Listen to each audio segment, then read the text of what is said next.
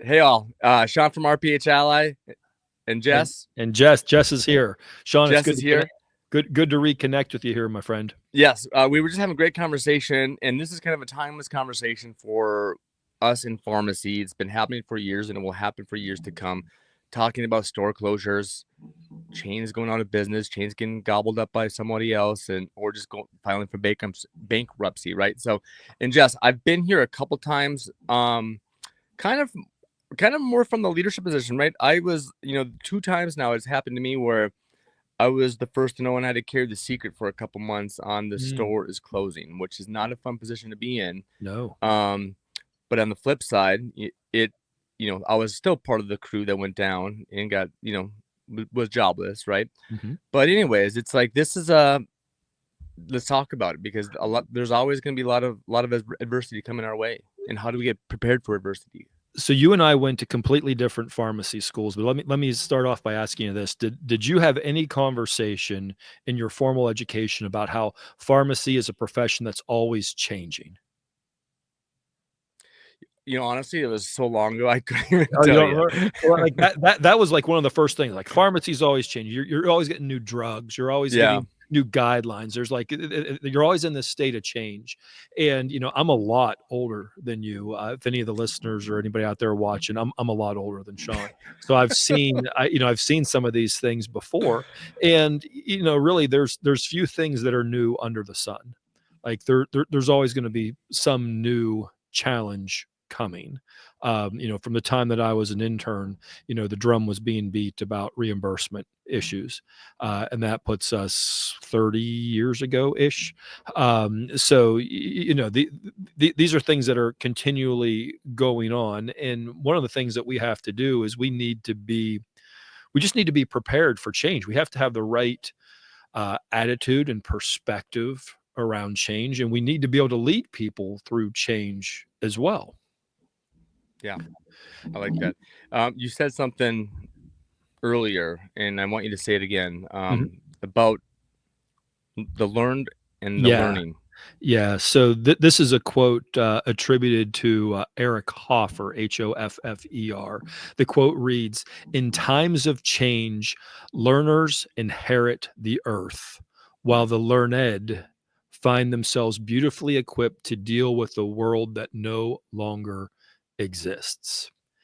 And I think there's such a wonderful truth in that quote. And it's an invitation for us to continually be learning and evolving and making ourselves relevant for the marketplace that exists today and tomorrow. Yeah. Right. I grew up in a world where pharmacists or pharmacies hosted immunization clinics. Pharmacists didn't give immunizations, right? And there's been all these different things that have come, all these different waves, and now with some of your work, Sean, around PGX, right? You have there's a wave that's happening now, and if somebody comes across this recording 2 years from now or 5 years from now, I suspect that the conversation could be largely the same. There's all these headwinds, there's these challenges that we're facing, and there are these new innovations that are coming into the profession. And really, what are we doing to be prepared for that? And how are we approaching those things? Yes, that is the million-dollar question right there, because for so long, I was that community pharmacist working for the big box chains, just doing my job, punching in, punching out, nothing after that, right? Like, where I wasn't growing, I wasn't developing, I was just taking orders from the top and yes sir, yes ma'am, and just doing that, right? Hmm. And I just think like that, and now since I've been on this entrepreneurial journey for over 5 years now, and it's just really what it's done is it's honestly it's opened my eyes to seeing like there's a whole world out there that we Hmm. need to like learn and adjust and go with it, right? And sometimes it can be overwhelming, right? That if you get stuck and you think of how vast it is, but it's like that's where you start having to, think about yourself and what you like, what you can do, your strengths, your weaknesses, and have that inward look. But at the same time, you need to find something to learn. You need to learn a new Hmm. skill. You need to adapt with it, right? So, anyways, I don't know. I don't know if that makes any sense. Well, I think your point is well is well made, right? There is such a need for us to learn, and there's also so much of this that we need to be observant of, right? Because as things change, so we're recording this in 2025, and one of the big topics out there is artificial intelligence, Yeah. right? Like that's going to be something that's going to come in, and there's a group of people who are say, well, it's not going to have that big effect. There's another group of people that say it's going to change everything, and there's ground in between and all over the place. So there's always going to be something, but the other part of it is around being observant to what the needs of your customer base are looking for, right? Now I've had the privilege of working in the stores, right? I've worked in 30 some odd stores all over the place. I've met thousands of pharmacists over the years. And I've also worked in the corporate offices, right? I've been there. So I've seen ideas hatch around the boardroom table and saying, "Hey, don't you think our pharmacist could do this?" And somebody says, "Well, yeah, I think our pharmacist could do this." And I've also been on the other end of that, where in the store, hey, somebody thinks that this is a good idea for us to do, and it's met with disbelief and cynicism and whatever, right? So I've been along that whole spectrum, and it's interesting what time and experience reveal to you that you don't necessarily see in the moment, right? I would tell you that with probably few exceptions, there probably are some exceptions to this statement, but I would suspect that it's relatively few.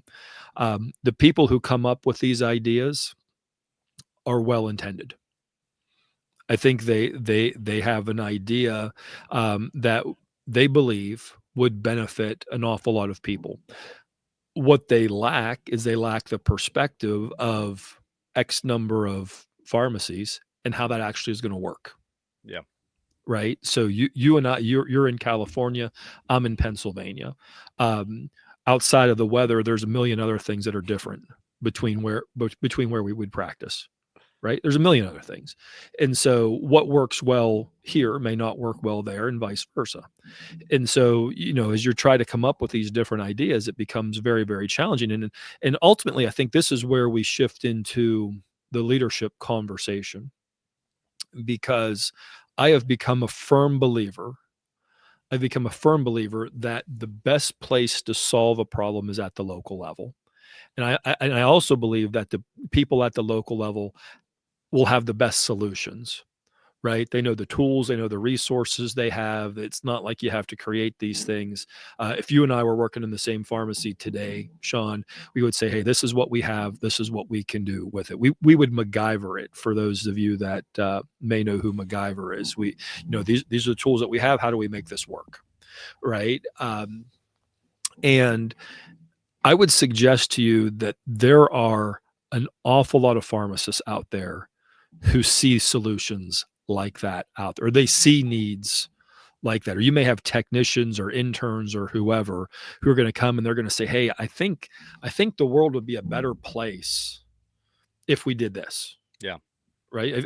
I mean, maybe you've made those suggestions. I know I've made those suggestions. I had interns, tell me that, "Oh, let's use blockchain to do whatever." I didn't know what that was. We've had all these different conversations, but where we struggle is how do we articulate that to whatever next level it needs to get to help it become a reality. Like I would say, "Oh, I think this is a great idea," and I would take that to my boss, and my boss says, "Oh, that sounds like a reasonable idea. I don't think it'll work." Yeah. Right? Or that's not on our radar now. Or there's all sorts of fancy speak for that, Yeah. of trying to let somebody down easy, but it doesn't mean that it's not a valid idea. What it means is it's an invitation for we need to be able to articulate that in a better way. Yeah. have That you ever have you ever I had mean, that any? no, I've had lots of experience on both sides, right? Where it's like I've been in that leadership position where I thought I was more open to other ideas, and that's one of my strengths is being able to listen and you know listen to whoever it is bringing. a valid concern or idea, right? Hmm. But I've also, like, you've been there where it's like, I know what I'm doing. This is my store. This is my pharmacy. Like, it would work better if I did this, if we did it like this. And it was like, Hmm. no, like, you gotta stick to the protocol. This is a generous chain. It works. It works in, I don't know, Illinois, wherever the center is, right? Or Hmm. Hmm. whatever the corporate Hmm. world is, right? Yep. It Yep. works there. That the model works. This is how we do it. Okay, Right. right. So, I guess my question to you is you've been down this leadership journey and you've learned all you can, and now I mean, that is what you do now, is you want to teach this. Like, how do we learn this directional leadership? Yeah, that was I think one of the big shifts for me is to understand that leadership is more than just telling people what to do. Right. And some of the most encouraging, or one of the most encouraging thoughts I've ever encountered in my life is that you can become a better leader because those skills, you can learn those skills. Um, so, a framework that I use and that I promote is around something that I call directional leadership, right? Because it's not just about leading down, to the people that you have authority over. You also need to be able to lead your peers, right? Because like how many of our peers are on different pages? Right, Hmm. they're we're, Yeah, we're we're all over the place, right? So we need to be able to lead our peers, and then we also need to be able to lead our bosses, right? Or lead the people who are up whatever chain of command we may find ourselves in. And so I have a framework that I teach on that, and I'd love to share it with anybody uh, who. Uh, who would like to watch it? We have a recording that I believe you and I did, yeah, we did. Sean, that we can we can share. So we'll figure out how to get that to you here. But check that out. Check that out because it just it opened my eyes, and I think it may open your eyes to the opportunities to help us all be able to advance our work forward. Right now, there may be times that you'll have an idea and the timing's not just right. Yeah, I can have a I can have a wonderful idea for something, but it may not be just the right time. But it doesn't negate the fact that we need to be able to develop those skills to impact and influence people all around us, yeah, because there's just such a need. There's such a need for it out there. absolutely. But I think too, I think that's a good point. I do like that directional leadership lecture that you gave. I think it's great. It's a good starting point, right? For Mhm. someone wanting to, like, just start opening the top a little bit, Yeah, before diving in too fast. But I think it's good that, going back to what we talked about earlier, we need to start learning, right? These you know. like I don't remember them saying that, but it's evident pharmacy's always changing, the world's always Mhm. changing. You need to keep growing in your skill sets, in your knowledge base, and be prepared because adversity's coming, right? Yeah, I like to explain leadership this way. Um, I'll hazard a guess that most people that watch this have purchased something from Amazon. Hazard that guess. But if you were to go on Amazon and type in leadership and just find the results in books, you'll find thousands upon thousands of results. Thousands upon thousands of results. And I'm going to tell you, if you purchased any of those books and you read that book, you will find something that will help you wherever you're at today. You'll find something. But the thing is it's like a jigsaw puzzle, right? My wife has a jigsaw puzzle up on the table in our dining room, and you get some of these puzzles, and there are 1,000 pieces. It takes some time to put together, right? Yeah, So you need to have some type of framework, and that's what I love so much about the directional leadership framework is it gives us some perspective on where we should lead and how we should lead. And then there's other tools and there's other principles that we need to learn to be effective in doing that. But at least it like that completely shifted my perspective on where I started to lead and where I go to next. And yeah, I think I think that opened your eyes as well when we went through it, that yeah, you found that, oh my goodness, if I wish I would have known this years before. 100%. 100%. Well, I think, I mean, knowing that this is a timely conversation, a timeless conversation, right? Where, Well, it's you know, timely and timeless. yeah, Yes. exactly, right?